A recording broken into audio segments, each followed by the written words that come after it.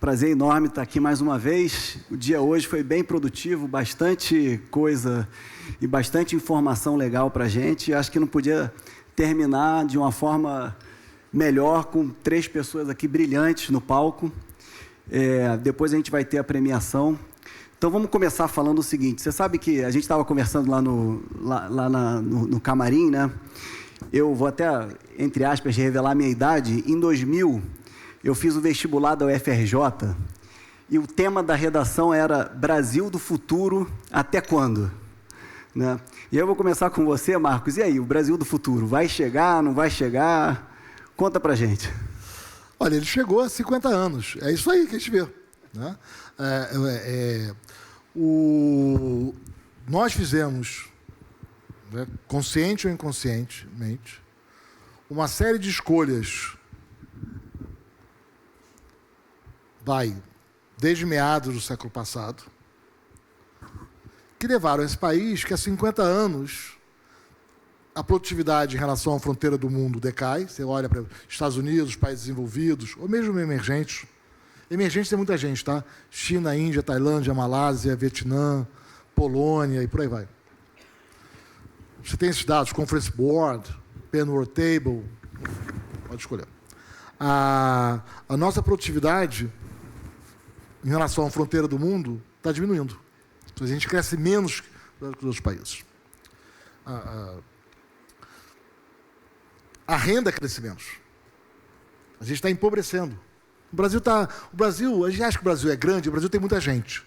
Mas a renda brasileira está na média do mundo. Está perto da média do mundo. A renda por habitante.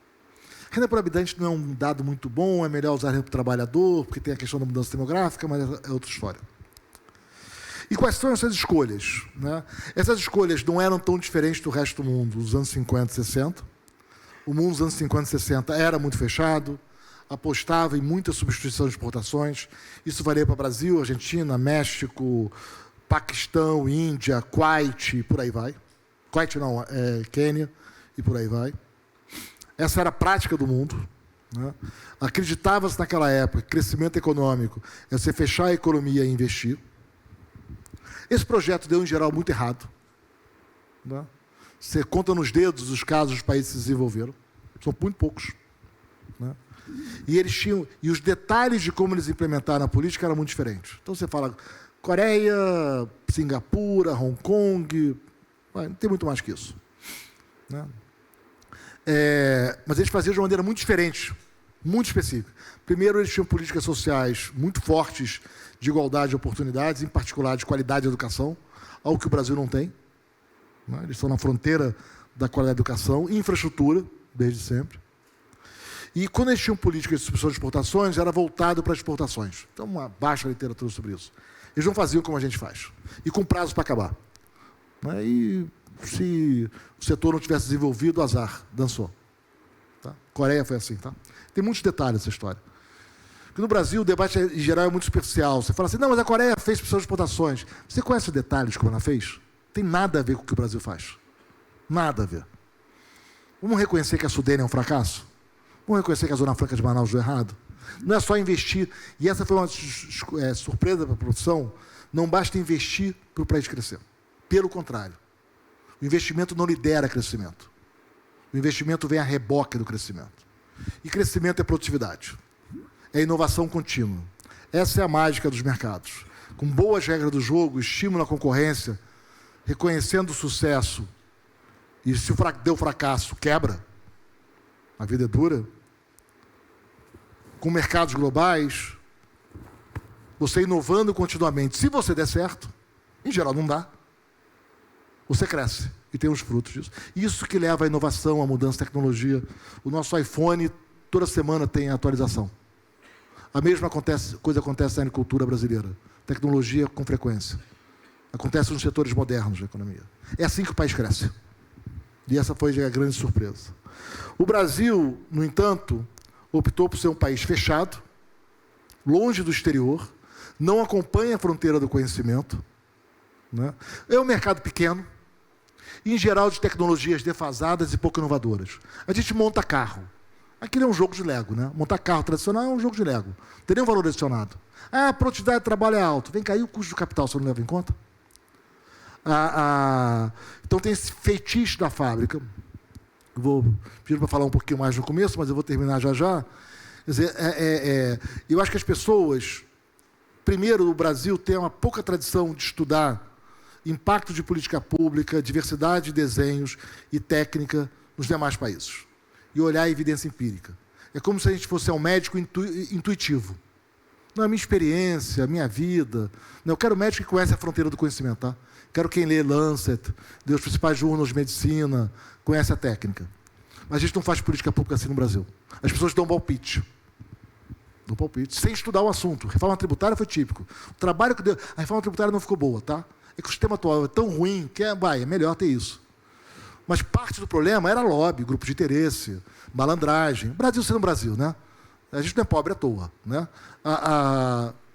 Mas grande parte do problema é que as pessoas não faziam a mais vaga ideia do que um IVA.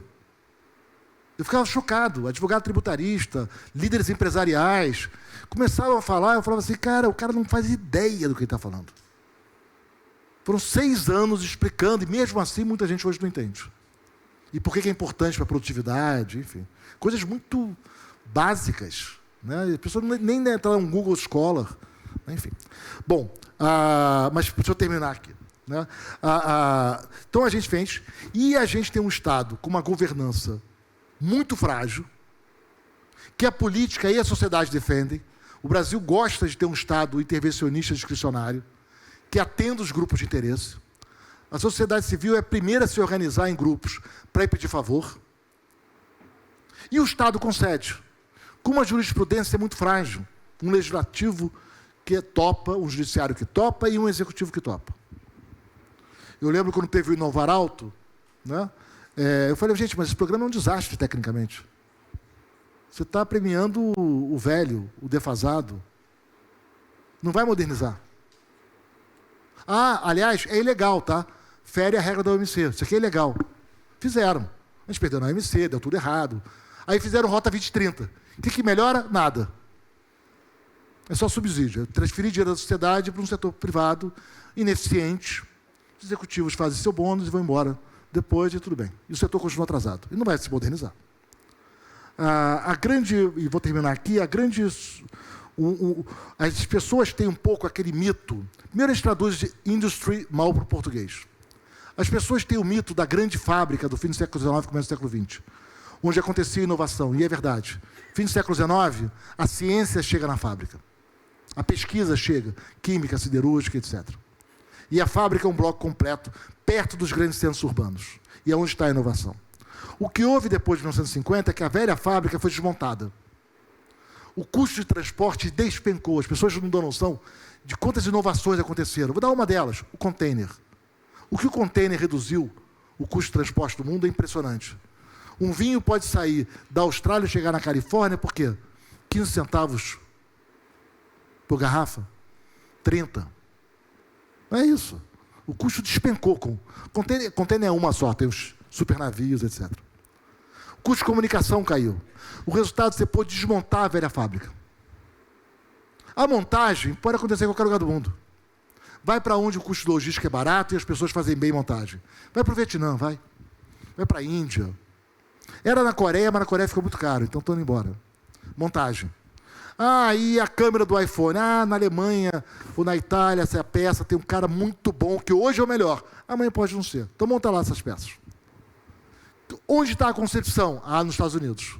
Tem fábrica lá? Não tem. Não tem, gente. Fábrica? Vou gastar gente cara e sofisticada para brincar de Lego? Não, né? Não vou fazer isso. Aqui a gente tem engenheiros muito sofisticados inovando. É isso que gera valor. Não montar um iPhone. Não montar um carro tradicional. Mas as pessoas ficaram com o mito da velha fábrica, sem entender que o mundo hoje é muito diferente do mundo de um século. Bom, os Estados Unidos vai tirar engenheiro da Apple, da Microsoft, aparentemente, esse é a grande... Eu nunca vi tamanha unanimidade de um fracasso política econômica, mas, enfim, lá fora, tá? Todo mundo brigava, durante anos, brigava lá, economistas mais da esquerda, mais da direita, da macro, nos Estados Unidos, hoje todo mundo falou assim, isso aqui é um disparate. A gente vai tirar engenheiro sofisticado de tech para montar geladeira. vai empobrecer. É uma questão de tempo, enfim, vamos ver o que vai dar essa... Eu quero fazer um último ponto, que é o seguinte, que pediram para eu fazer. Estou seguindo aqui o roteiro que você me deu, tá?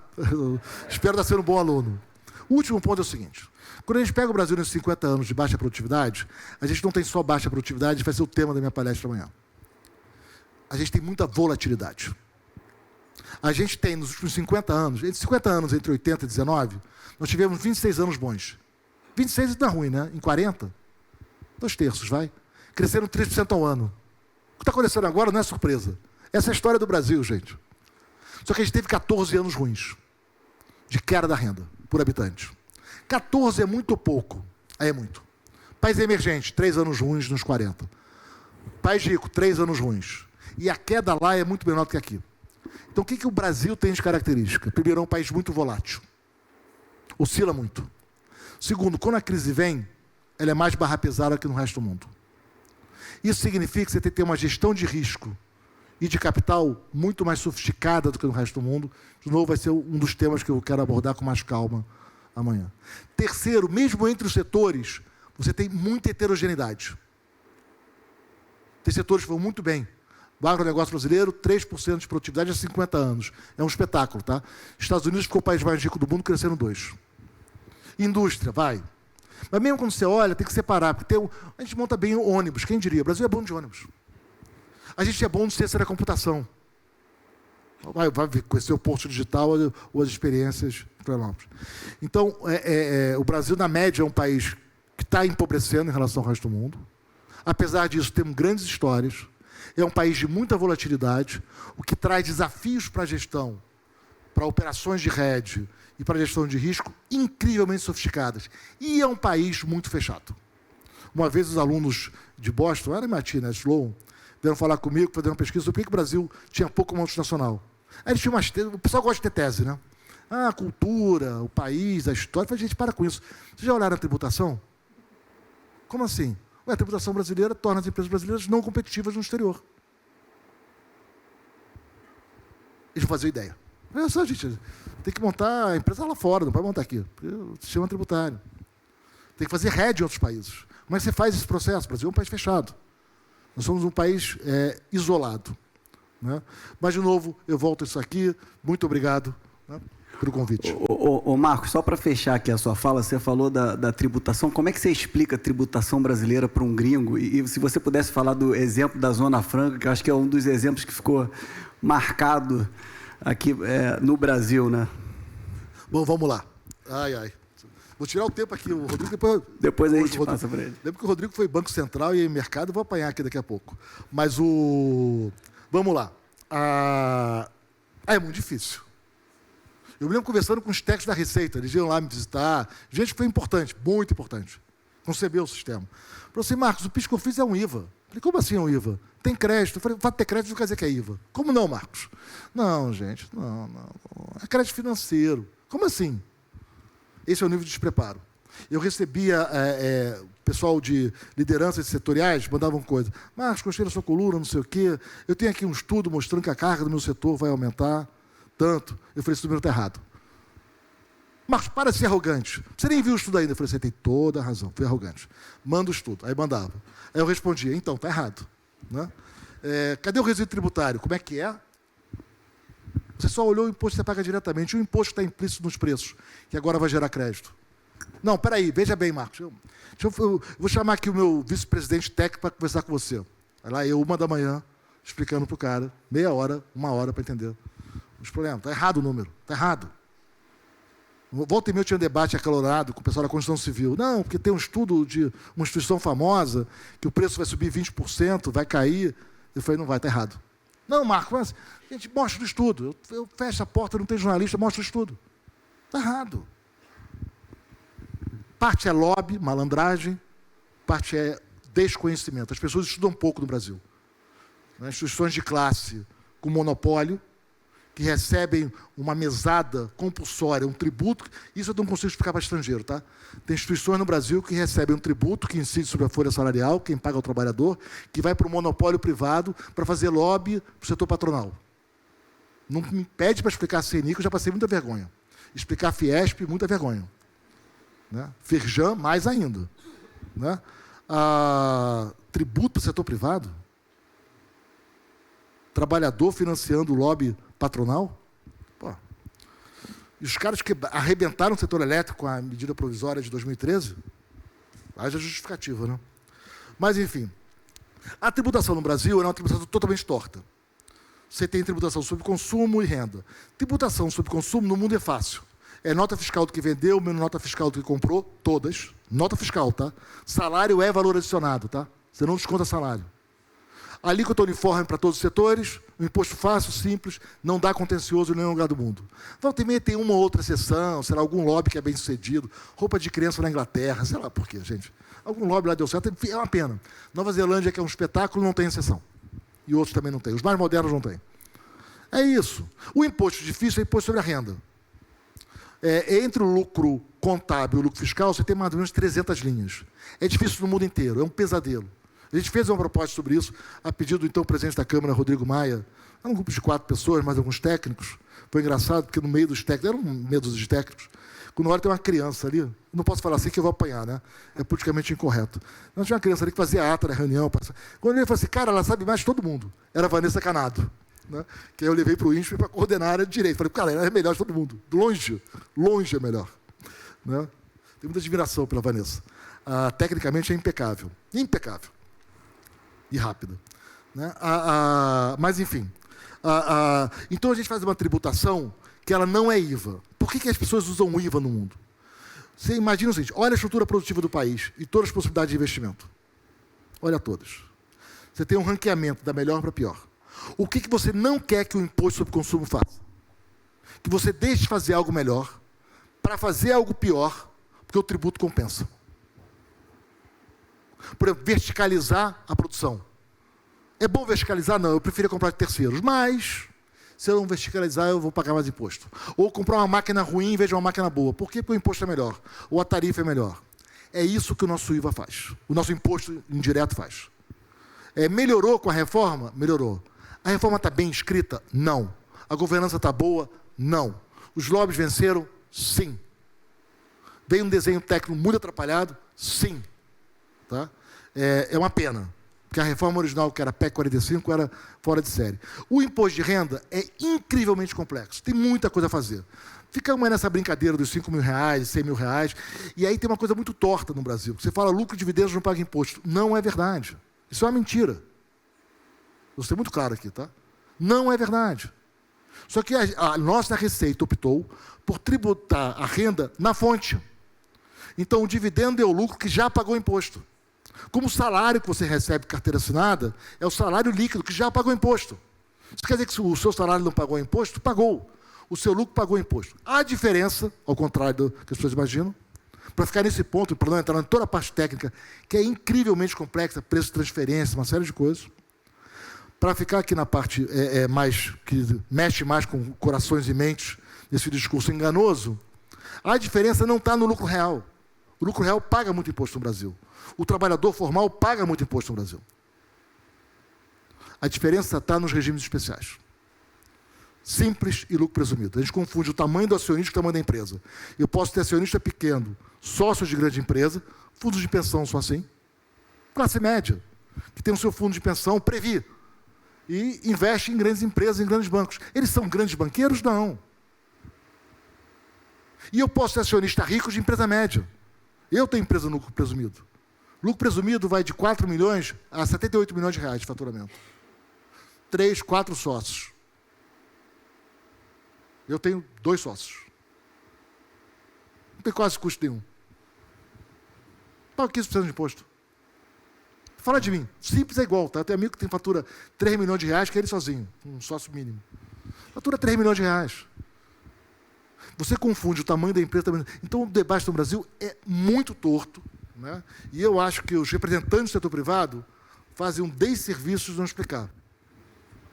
Volta ao tema do RED, gestão de risco, que eu acho que é um problema no Brasil, né? E quando eu vejo, muitas vezes o pessoal não está preparado para isso, e aí acaba tomando, né, um revés, né, inesperado. Legal. Ô Márcio, o o Marcos levantou o ponto de gestão de risco, da complexidade no Brasil, e a Kinea foi uma das pioneiras em expandir a fronteira financeira do brasileiro, em investir fora. Assim, no teu ponto de vista, por que o brasileiro ainda investe muito pouco fora do Brasil? Legal. Bom, uma das causas é a Selic, né? Eu estava contando para vocês, em 2007 a gente fundou a Kinea e tinha lá um enunciado, as taxas de juros reais no Brasil são altas, elas vão cair, o brasileiro vai migrar para investimentos alternativos. Bom, passado 18 anos, nós estamos no mesmo nível de taxa de juro real que a gente tinha lá atrás. Então, acho que a primeira coisa é a Selic é muito alta. E por que ela é alta? Ela é alta por essas razões que o Marcos acabou de falar. Ou seja, ela não é alta à toa, tem risco embutido. Como gestor de recursos, eu vou falar nas duas visões. Como gestor de recursos, por que a gente tomou a decisão lá atrás de investir no exterior? Se você olhar para o Brasil, em termos, por exemplo, de ações, o Brasil ele tem 1% da capitalização de mercado do mundo. Ou seja, a gente tem 1% da capitalização de mercado e a gente tem diversos setores que não existem no mercado brasileiro. Então, queremos agora surfar o boom de inteligência artificial. O que você vai comprar no Brasil? VEG? Talvez seja a única empresa que você vai poder fazer uma aposta no setor de inteligência artificial. Então, a gente foi empurrado a investir no exterior para ter outras opções de geração de alfa, que não é trivial. Então, hoje a gente tem uma área de 50 pessoas na gestão de multimercados, porque para você ir para um mercado, não adianta você ir só para diversificar o risco, mas não gerar retorno. Você tem, na verdade, que gerar retorno. Só diversificar risco não faz sentido. Então, a gente foi para o exterior com esse objetivo, de achar opções de investimento que não existem no Brasil. Do ponto de vista pessoal, né, daí já tem por que o brasileiro não investe. Eu acho que as pessoas elas acabam não olhando o balanço delas de uma forma correta. Quando você é uma pessoa, você tem um balanço como se você fosse uma empresa. Então, você tem o seu patrimônio atual, mas você tem o que vai acontecer no futuro. Então, se a gente olhar, talvez aqui a gente tenha uma amostra que tenha receitas futuras indexadas a dólares, porque talvez as receitas de taxas de administração que vocês vão estar recebendo aqui, elas são indexadas a dólar. Mas o brasileiro, ele tem um fluxo de recursos futuro somente em reais. Então, esse é o lado do ativo. Você tem um ativo total, que você tem agora de produtos de investimento, e você tem os seus ativos. As pessoas não olham para o passivo que elas têm em dólar. Então, se você for pensar aqui, fala, nos próximos 20 anos, quantas viagens para o exterior eu vou querer fazer? Eu tenho um filho, esse filho vai estudar no exterior. Então, quando as pessoas olharem nessa visão de longo prazo, elas estão muito short em dólar. Então, elas deveriam ter ativos em dólares. Isso para quem está olhando nessa visão de fluxo. E você tem um terceiro viés, mas eu acho que as pessoas não olham. Elas olham e falam, poxa, Selic a 15, o câmbio está caindo. Para mim, é um ponto de oportunidade. Então, a gente está chegando no topo da subida de taxa de juros. Você tem o dólar apreciando, o real se valorizando por conta de dois fatores, porque a taxa de juros é muito alta e porque o dólar está se desvalorizando. Então, tem uma coisa que não tem nada a ver com o Brasil, o cenário brasileiro, tem a ver com o cenário americano. E isso está criando uma oportunidade de você ter ativos em dólares num preço mais baixo. Só que as pessoas, a gente sabe, os investidores, eles olham a cota do mês passado. E a cota do mês passado é negativa. Então, assim, resumindo, eu acho que tem uma questão das pessoas não enxergarem o passivo em dólares que elas têm. E eu acho que as pessoas pensam, para que eu vou diversificar se o meu ativo de menor risco, que é a taxa Selic, um fundo D0, ele está num nível muito alto. Mas quando você olha no longo prazo, isso não é uma realidade. Você tem muito mais risco do que as pessoas estão olhando. Boa. E aí, passando a bola aqui para o Rodrigo, Banco Central, enfim, acho que não tem pessoa melhor para explicar sobre isso, né? A taxa Selic nesse nível, você acha que é sustentável, Rodrigo? Assim, porque um ponto que a gente vê muito é, de fato, muitos brasileiros deixam de investir lá fora, a gente até chama isso do canto da sereia, né? Assim, de que fica muito suscetível à taxa Selic, etc. Mas como o VR levantou, o Brasil é 1% só do mercado global e vocês na Ibiúna fazem um trabalho fantástico de olhar os outros 99%. Fala um pouco sobre isso, por favor. Bom, o que eu queria fazer, eu queria talvez dar um passo atrás. Perfeito. E pegar alguns elementos do que o Marcos falou, do que o Márcio falou, e chegar num ponto que é interessante, é o seguinte, quer dizer, o tópico desse painel é a importância da alocação internacional para o brasileiro. Se a gente tem que destacar isso num painel como esse, é porque as pessoas não sabem. Como é que a gente chegou aqui? É muito curioso que quando você para e olha nos últimos 30, 40, 50 anos, né, para a Argentina, para o Chile, para a Colômbia, para o Peru, os nossos pares aqui do lado, a quantidade de recursos de locais que foram para fora é muito maior do que tem no Brasil. No Brasil, a gente tem o jargão que se utiliza, um home bias de investimento gigantesco. E a pergunta é, como é que a gente chegou aqui? Por que os argentinos mandaram tanto dinheiro para fora, tem tanto um portfólio tão mais diversificado que os brasileiros têm, que tem uma parte muito pequena?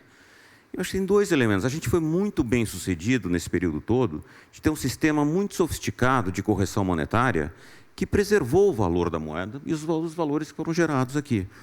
E a segunda questão é que os riscos, por outro lado, depois que a gente conseguiu trazer a inflação para baixo, continuam tão elevados que a taxa de juros real no Brasil é muito alta. Então, você via com o conforto, que fala ali o plano Collor, um pouco talvez durante alguns dos planos de estabilização, né? Grosso modo, né, você conseguiu preservar o capital e depois com essa Selic, e você junta isso com um dos elementos que o Marcos falou, que não é só no mercado que a gente é fechado, né, para bens. Na verdade, a gente tem essa mentalidade de que você olha para dentro no Brasil. E, na verdade, tem um período grande onde você investir para fora era um crime. Então, você acabou juntando tudo isso e o resultado é que você ainda carrega, até hoje, uma percepção onde o brasileiro médio tem muito pouco. O brasileiro médio que tem alguma poupança, né, tem muito pouco do seu capital diversificado internacionalmente. Só que o mundo está mudando. Né? E aqui, eu acho que o ponto que eu acho que é importante destacar, né, é que, primeiro, hoje em dia a gente tem acesso, né, a veículos lá fora de uma maneira muito mais fácil. Você consegue fazer investimentos no app da Avenue no seu celular. Né? Pensa nisso 30 anos atrás, o que você tinha que fazer para fazer um investimento, ter uma carteira diversificada no exterior? Você consegue fazer isso no app do seu celular. Quer dizer, é muito mais fácil você ter isso. Né? Existe uma crescente mentalidade de investimento e diversificação para fora. Mas mais do que isso, eu pego os elementos que o Marcos também falou sobre os riscos da economia brasileira.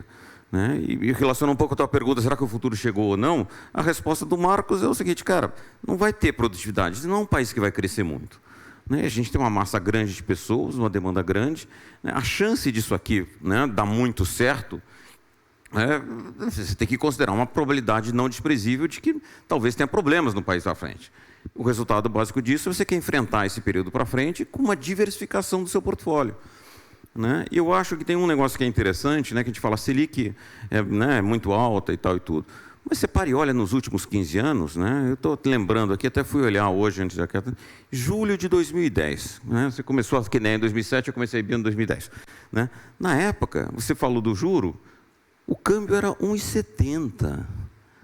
1,70, 15 anos atrás. Tudo bem, tem que corrigir pela inflação aqui, tem que corrigir pela inflação lá, mas... Né? Aí você olha outra coisa que fui lembrado, bom, então não vamos tão para trás. Né? Vamos olhar aqui, eu fui olhar lá no dia do 7-1. Vocês lembram onde vocês estavam no dia do 7-1? Acho que todo mundo mais ou menos lembra. Né? Eu também estava no estádio, com meu filho de 7 anos, coitado, não entendeu nada do que estava acontecendo. Mas, enfim, a gente tomou o 7-1, só que o câmbio ali era 2,20. Né? Assim, um pouco mais de 10 anos depois, chegou a bater 6,30. Né? Então, o que a gente tem que pensar é o seguinte, né? por acaso, a Selic foi tão alta esse período todo que até você ganhou algum dinheirinho na Selic aqui versus o dólar. Mas foi muito menos do que você teria se você tivesse diversificado e investido em algum investimento bom lá fora. Se tivesse um pouquinho de S&P, por exemplo, você tinha explodido em dólar e a Selic não teria compensado.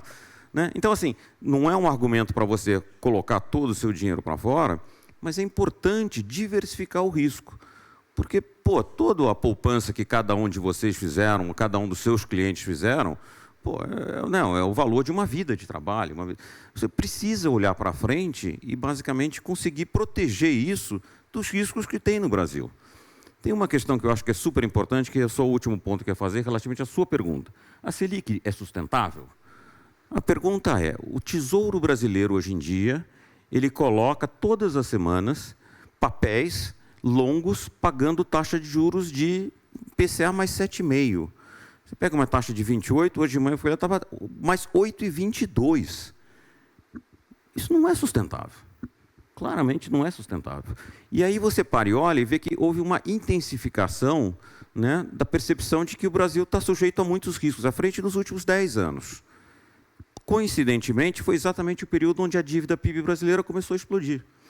Você para e olha, volta 15 anos atrás, a dívida PIB era 51%, 52% do PIB. A estimativa para o final desse ano é que ela esteja em 80%, no final do ano que vem, em torno de 84%, sem perspectiva de estabilização. Por quê? Porque você está partindo de um nível muito alto e quando você volta para uma taxa de juros real como essa, a deterioração ela compõe muito rápido. Né? Então, coincidentemente ou não, foi exatamente nesse período, que, nos últimos 5 anos de pacote depois, que o dólar deu uma acelerada forte. Então, assim, a gente está indo numa trajetória onde é possível que tenha uma eleição ano que vem, mude tudo, aí fica todo mundo animado, o Brasil dá aquele, né, suspiro, né, o real vai para baixo e tal. Mas é possível que não. Então, qual é o plano B que vocês têm? E aí, como você não sabe, não faz parte, né? Eu sou profissional, eu tenho que avaliar essas probabilidades. Vocês não, os seus clientes não. Então é mais fácil fazer o seguinte, pare e pensa, né? Coloca uma parte do seu portfólio diversificado internacionalmente e dorme mais tranquilo. Né? Se você conseguir, depois que está lá, aí se aculturar e descobrir quais são os melhores investimentos, né? Por exemplo, tem aqui uma série de assessorias da Avenue que certamente vai poder conseguir fazer isso, né, de uma maneira muito sofisticada para vocês. Aí você consegue, inclusive, maximizar o portfólio que está lá. Né? Mas é muito mais uma questão de olhar para frente e entender que o Brasil não está indo bem. Existe uma chance de esse negócio aqui balançar muito, muito mais do que ele já balançou. E se isso acontecer, é importante vocês, os clientes de vocês, terem alguma proteção já desde antes. E aí o último ponto vai o ponto do VR, né, que basicamente fala, mas né, agora está 5,40, estava 5,40, né, agora está 5,60, mas está indo para 5,30, não sei o quê, se o Tarcísio ganhasse, não sei o quê, paraná, a Selic. Mas você vai mandar o dinheiro para quando? Quando ele está em 6,30? Como um monte de vocês viram lá, os clientes, todo mundo saindo correndo lá em novembro, dezembro. Agora eu quero mandar para fora. Isso aqui, eu só faço sempre uma piada, né, lá em Biona, que a turma de equities, né, eu sempre brinco assim, cliente, pessoa física, não gosta de comprar bolsa barata. Você gosta de comprar na feira barato, você gosta de comprar carro barato, você busca desconto de roupa e tal, mas bolsa não. Bolsa o pessoal só quer comprar quando está caro. Depois que a bolsa andou, todo mundo, qual é o fundo de bolsa aí bom que você tem? Né? Liga lá, vai para o Danade. Mas no dólar é a mesma coisa. Né? Agora o dólar está vindo. Né? Pô, vai comprar quando? Está 6,30? Né? Então, eu tenho que ir aproveitando, acho que desenvolver essa ideia de que a alocação internacional ela é um seguro, uma diversificação importante para os riscos que o país enfrenta e que provavelmente vão se intensificar no futuro não muito distante. Tá, de um lado, e de outro lado, que isso aqui justamente você vai comprando quando dá, quando está barato. Fazer o hábito de ir fazendo é a melhor maneira de você ir fazendo ao longo do tempo, né? Em vez de esperar o momento certo para chegar lá e ter isso aqui. Mas, enfim, falei muito aqui, já vou parar por aqui. Não, perfeito, Rodrigo. Acho que você levantou alguns pontos importantes aqui. O primeiro deles é que no risco a válvula de escape muitas vezes é o dólar, né? Que é que a gente já viu já diversas vezes. Né? O segundo ponto que você levantou, da Selic, a gente trouxe um gráfico de manhã, mostrando, por exemplo, que se você tivesse investido na Selic há 10 anos atrás, você teria ganho um retorno de 142% em reais, mas o acumulado em dólar foi 4%, né? Que é exatamente o ponto que você levantou. E eu vou voltar aqui para fazer uma pergunta para você, e depois eu volto para o Márcio e para o Marcos Lisboa, que é a seguinte: você falou muito nessa linha de vai mandando aos poucos, vai montando uma posição estrutural, e a gente muitas vezes foca muito no tático, né? E a gente olha muito agora as notícias de que preocupação com os Estados Unidos, etc., os estrangeiros saindo dos Estados Unidos, a gente já viu que os dados muitas vezes não mostram isso. E de manhã também a gente mostrou, por exemplo, a recomendação do UBS para os clientes numa posição estrutural de mais ou menos 70% lá fora, e essa posição foi para 69,5%, ou seja, uma diminuição de 0,5%. Eu gostaria que você elaborasse um pouco sobre isso, sobre essa questão de posição estrutural, posição tática e, de fato, assim, mostrar a importância de investir fora. E só para finalizar aqui, um ponto que você levantou também, que eu já ia me esquecendo, das opções de investimentos na Avenue. Muito em breve, pessoal, a gente vai ter as estratégias internacionais, tanto da Ibiúna quanto da Kinea, disponíveis na Avenue para você investir diretamente lá fora, tá? Isso é uma baita de uma novidade que muito em breve a gente vai soltar. Vai lá, Rodrigo. Eu acho que essa questão tática e estrutural, né, são dois nomes bacanas e tal, mas o que ela significa na prática é o seguinte: se você fazer uma decisão tática, né, você precisa ter um conhecimento, uma especialidade de parar, olhar a avaliação e falar agora é a hora de comprar ou agora a hora não é a hora de comprar. Você pode, logicamente, entrar no YouTuber, está cheio de influencer lá, cheio de cara que vende curso de como fazer isso, está cheio. Né? Eu acho curioso, os caras devem fazer mais dinheiro vendendo curso do que aplicando o que eles fazem. Né? Mas, enfim, isso é um outro detalhe. Mas vamos reconhecer, a maior parte das pessoas que não trabalham no mercado financeiro tem uma dificuldade enorme de tomar boas decisões. Você vai tomar decisão porque o seu vizinho tomou, porque você foi no bar, o seu colega que te deu uma dica. Em geral, isso está errado. Assim, vai dar certo 2 vezes em 20 e nas outras 18 você perde dinheiro. Então, é muito mais fácil você se preparar e pensar, né, quanto que eu quero ter lá fora. E aí, vai construindo isso ao longo do tempo. Né? Então, eu acho que para quem não é especialista, é muito melhor você se informa muito mais sobre como funciona, toma uma decisão embasada, né, sobre quanto que eu quero ter. Tem gente que, né, o Márcio falou, vai morar fora, vai viajar muito, vai ter filho fora. Tem gente que fala, não, eu quero ficar na praia aqui, eu não quero fazer isso. Logicamente, tem que ser diferente, né, as preferências das pessoas. Então, assim, monta um plano para você e aí vai fazendo e vai executando o plano independente de onde está o mercado. Né, e deixa a decisão tática para o especialista. Por exemplo, do dinheiro que vocês, né, colocarem na Avenue lá fora, investe nos fundos do VR ou dos meus, entendeu? A gente toma a decisão tática por você. É mais fácil de convencer o cliente, porque daí você fala, tem aqui lá fora, tem Biúna lá fora. Perfeito. Não, esse ponto que você levantou é importante, né? A gente teve até uma palestra da FGV mais cedo, a FGV fez um estudo bastante completo no ponto que o VR levantou, mostrando que a cesta de consumo do brasileiro é 16% a 18% exposta ao dólar. Então, só para você neutralizar o seu consumo, deveria ser mais ou menos isso, assim, para você neutralizar só o seu consumo. Voltando em você, VR, você falou muito sobre a exposição a setores que no Brasil você não aproveita, né? Assim, e aí você vê que, de fato, os Estados Unidos sempre esteve na vanguarda de inovação, telefonia, satélites, cloud computing, e-commerce, etc. E agora a gente está vendo inteligência artificial e eu vejo que a Kinea, de fato, tem um time que está bem especializado nisso, soltou até um relatório, tem lá as lives do Rui, enfim. Como que você acha que isso vai mexer os Estados Unidos? Um ponto que o Marcos Lisboa falou da produtividade, né? Tem aquela velha frase, produtividade não é tudo, mas quase tudo. Como que você acha que isso pode afetar a produtividade no mundo e a tua perspectiva aí para os próximos anos? Legal. Bom, um mês atrás eu fui para os Estados Unidos, acabei ficando 3 semanas, não para estudar, para seguir o Palmeiras, estava trabalhando. Foi muito legal, não ganhamos, mas foi muito legal. E já que eu estava lá, eu acabei indo visitar diversos bancos de investimento. Né?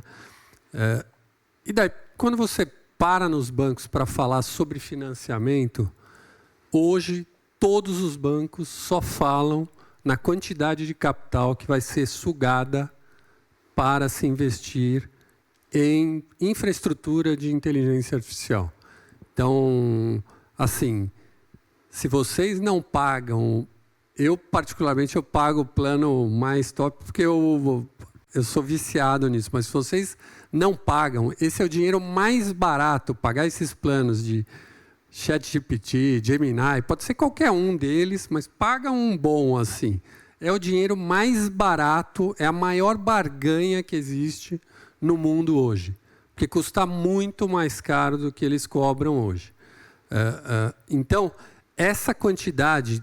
Então, eu fui lá falar sobre real estate. Falei, não, vamos falar sobre real estate, mas vamos falar aqui sobre o capital que está sendo sugado para a inteligência artificial. Então, assim, com essa quantidade de capital sendo investida, eu acho que tem aí uma oportunidade muito grande para a gente olhar diversos setores lá fora que, primeiro, são setores que vão investir diretamente nessa infraestrutura, então, geração de energia, data center, chips, e você tem setores de indústrias que vão se beneficiar do uso da tecnologia. Então, tarefas que são tarefas simples, desde tarefas intelectuais até tarefas mecânicas, elas vão ser feitas a partir da utilização da inteligência artificial. Se vocês não viram o novo centro de distribuição da Amazon, tem 2 vídeos no YouTube que são bem legais, eles são 100% robotizados. É muito legal ver, e daí eles têm algumas desculpas, né? Você fala, não, a gente está robotizando só a parte de cima, porque daí não dá dor nas costas das pessoas. Na verdade, eles vão robotizar tudo.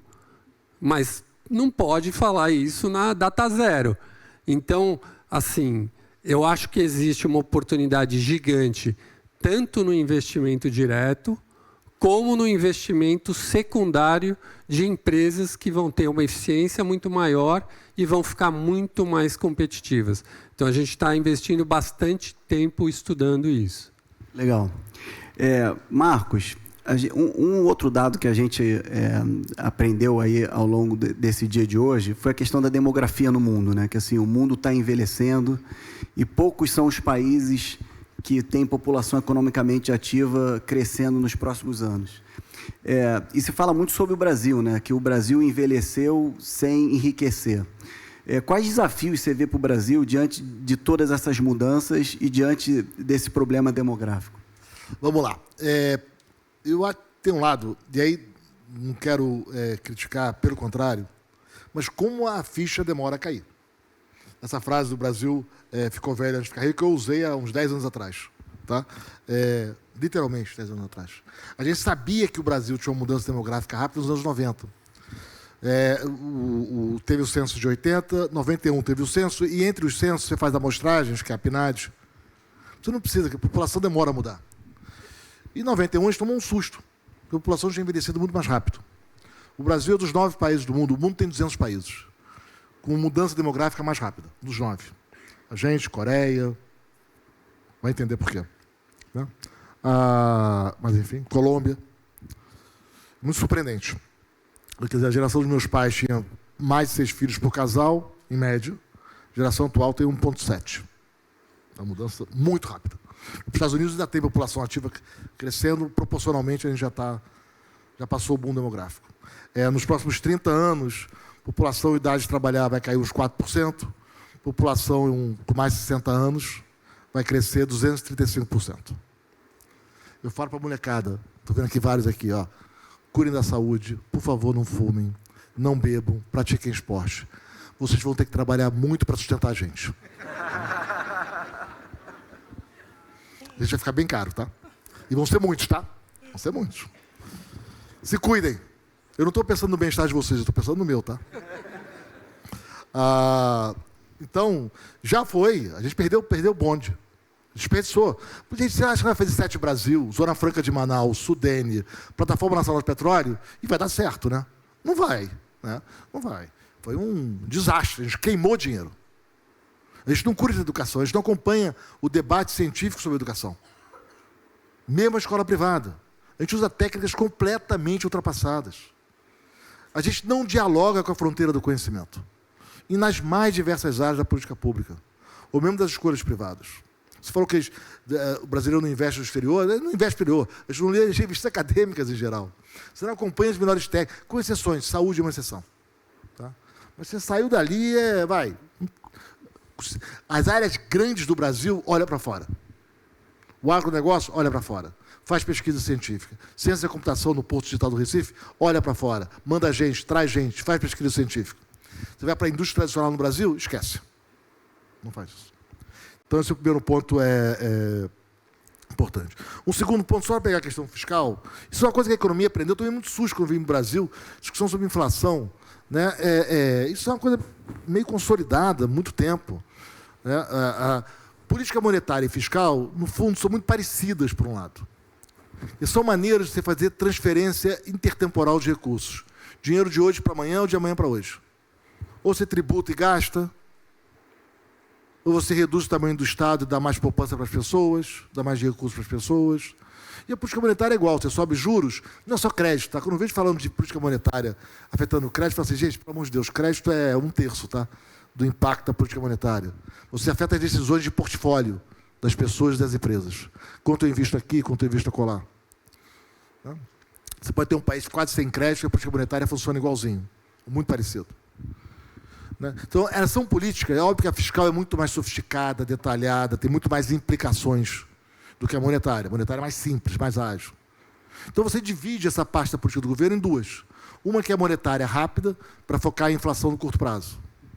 E outra para pensar no longo prazo da economia, que é a fiscal, que é muito mais lenta, tem orçamento, tem processo, ela é muito mais rígida. Essa é a divisão do jogo. Para duas coisas que fazem essencialmente a mesma coisa. Por um lado, tá? A fiscal faz muito mais que a monetária. E a monetária também tem todo o lado de rigidez do sistema financeiro. Mas, enfim, então é isso. Se você tem uma inflação alta, como é que tradicionalmente os países combatem a inflação alta? É o caso americano. Para quem gosta, tem talvez o melhor macroeconomista vivo, com 80 anos, publicando loucamente, que é o Thomas Sargent. A homepage dele é um espetáculo. Você pega os dados de 1,5 século dos Estados Unidos, como é que os Estados Unidos, quando teve inflação alta, sobretudo em guerras, tá? Como é que ele faz ajuste? Duas maneiras. 1/3, mais ou menos, ou um pouco menos, aumento de impostos. Após a Primeira Guerra Mundial, após a Segunda Guerra Mundial. E a segunda, inflação. Inflação é uma maneira de você fazer ajuste fiscal. Porque no caso americano, que não tem correção monetária, felizmente, a inflação destrói o valor da dívida. É uma maneira de você confiscar um pedaço da dívida. Então, esse casamento entre política fiscal e inflação é consolidado no mundo. No Brasil funciona pior, porque os nossos títulos são indexados. A gente fez muita bobagem no passado, os títulos são indexados. Então, mas é engraçado, eu tomei muito susto quando defendia isso nos anos 2000, indo para o governo, e as pessoas tomavam susto. Como assim, o fiscal para a inflação?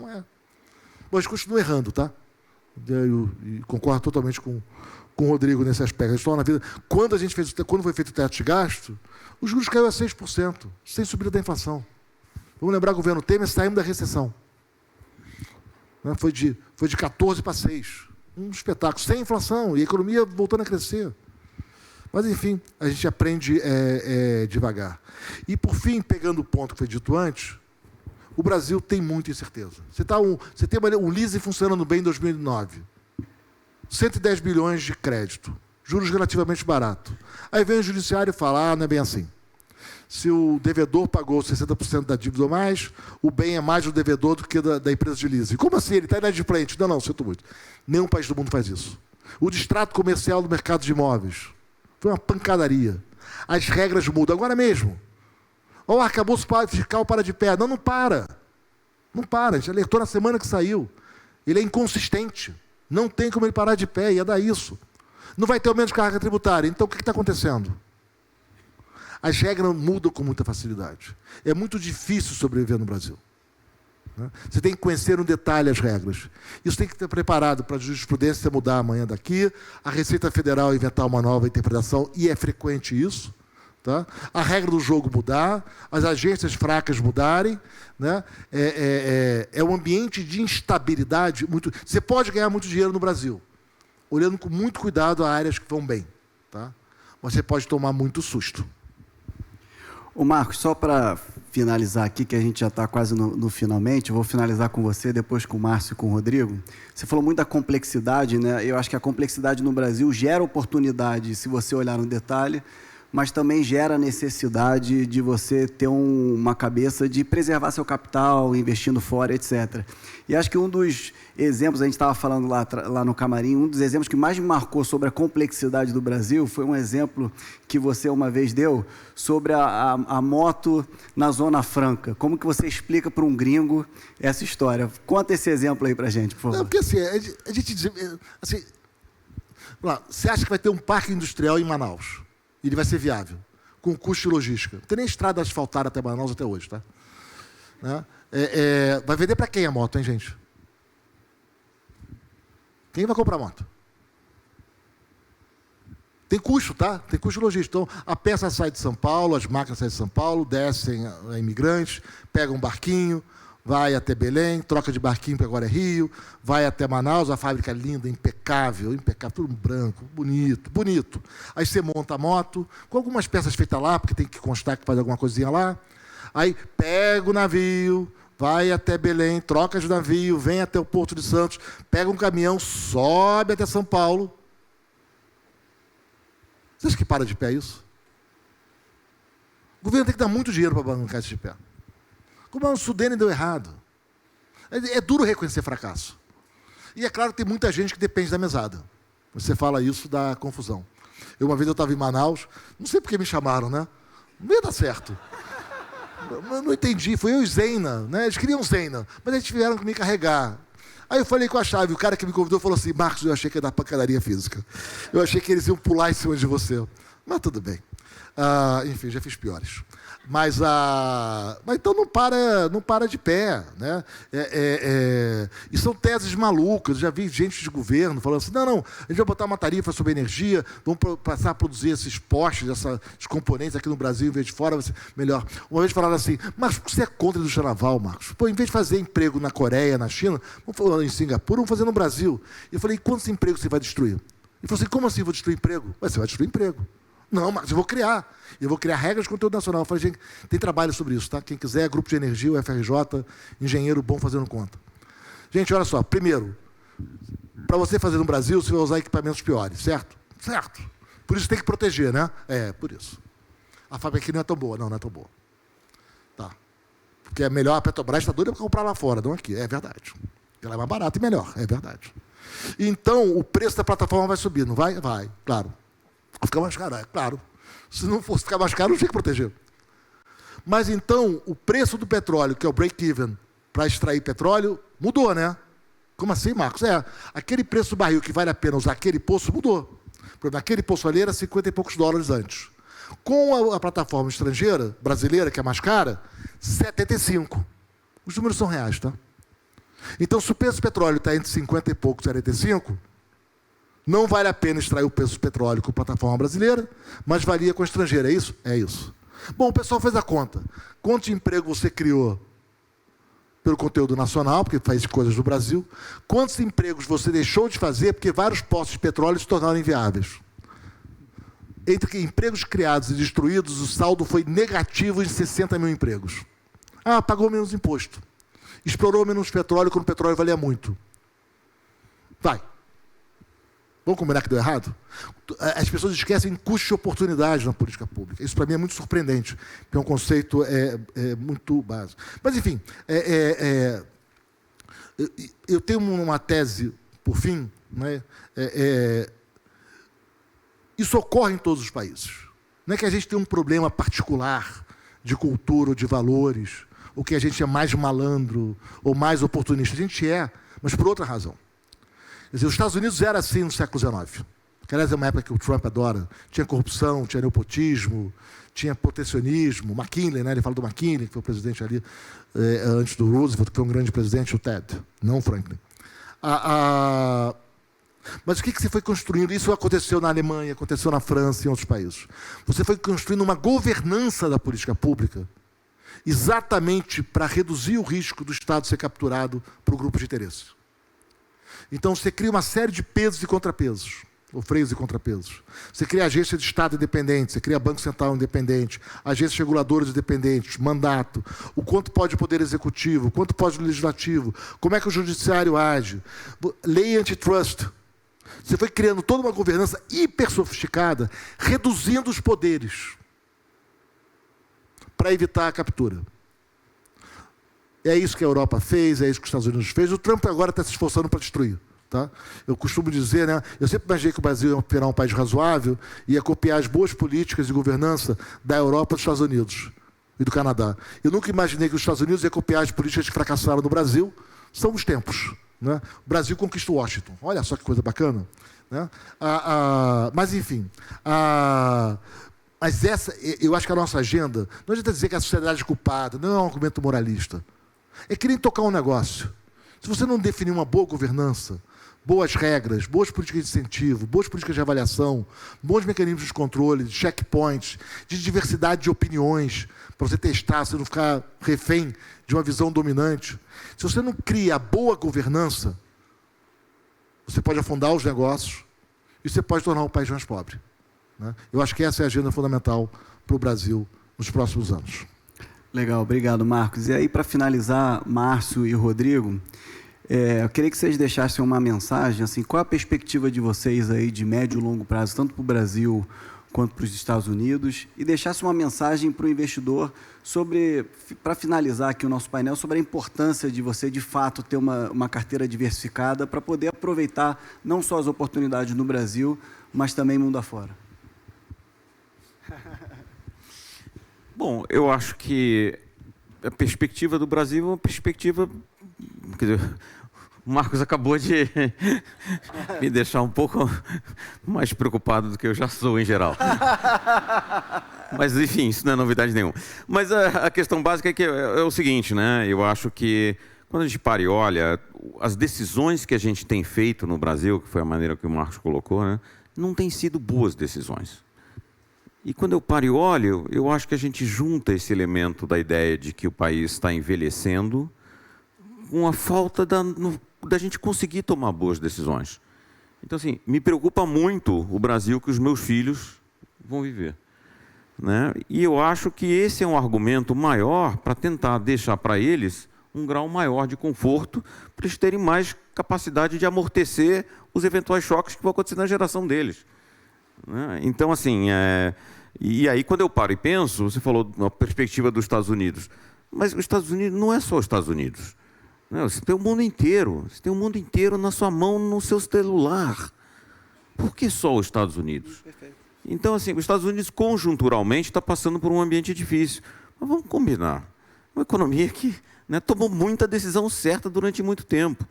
Tem um próximo aqui, período de 3 anos e meio, que parece que vai ser difícil, vamos ver, né? Mas é um país que, ao longo do tempo, teve esse processo de pesos e contrapesos e conseguiu ter uma sociedade que agiu e, da volta, enfrentou situações muito difíceis no passado. E, no entanto, né, tem uma inventividade, uma criatividade, né, um estoque de capital, de conhecimento, né, temporariamente, agora a gente está vendo uma restrição de imigração, mas a imigração foi, né, drenar os melhores cérebros do mundo que foram para lá. Então, é difícil achar que os Estados Unidos, de fato, está numa trajetória inexorável de piora. Né? Eu acho que a capacidade de reinvenção é muito grande. Mas, de novo, né, do ponto de vista do seu portfólio, existe o mundo inteiro. Né? Fala-se muito hoje em dia num renascimento da Europa, né, muito mais direcionado para gastos fiscais, né, volta para a história do gasto fiscal e tal. Mas, enfim, existe a China, existe vários outros lugares. Então, assim, quando a gente está falando aqui, né, a gente, logicamente, tende a achar que não, se eu vou mandar dinheiro para fora, eu vou mandar dinheiro para os Estados Unidos, né, porque, casualmente, foi a estratégia que funcionou nos últimos 5 anos.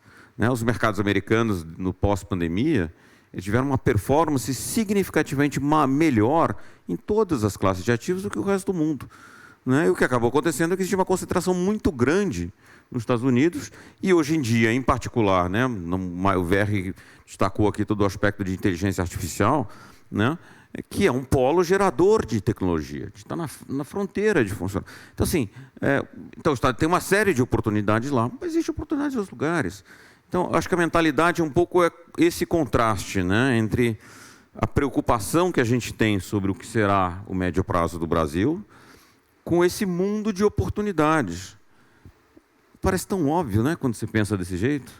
Eu acho que a mensagem, no fundo, é não só tão óbvio, como do ponto de vista de proteção, né, de preservação do seu capital e acesso a diferentes oportunidades que você não tem aqui, faz total sentido você pensar em ter estruturalmente uma parcela relevante do portfólio fora do Brasil, mesmo com a Selic de onde está. Perfeito. Esse ponto que você levantou é importante, é que a gente até mostrou isso ao longo do dia, né, que os Estados Unidos acaba sendo um hub do mundo inteiro, né? Assim, você tem 1000 empresas listadas que não são americanas, dívidas de outros países, fundos de investimento que são expostos a outros países e por aí vai. Márcio, por favor. Não só isso, mas também a liquidez lá é muito... O preço da liquidez é muito baixo. E acho que tem uma segunda questão. O investidor brasileiro gosta muito de renda fixa. E a renda fixa no exterior, ela passou períodos pré-Covid e pós-Covid, ela passou ali, você tinha que pagar para investir, né? Porque você pagava a taxa de administração, mas a taxa de juros era praticamente zero em diversos países. E agora, dado esse ressurgimento de inflação, você já tem prêmio nas curvas de juros. Então, acho que até para aquele investidor, porque é muito bonito falar de mercado de bolsa e aonde os Estados Unidos é brilhante em relação a todos os outros mercados, empresas eficientes, diversificadas, inovadoras, mas às vezes o investidor não está preparado para essa volatilidade. Então, mesmo nos mercados de renda fixa agora, você tem prêmio para investir. Então, a taxa de juro é a mesma que era lá em 2007, mas a taxa de juro americana que você investe agora é muito maior do que era lá atrás. Então, o prêmio praticamente diminuiu entre as duas curvas.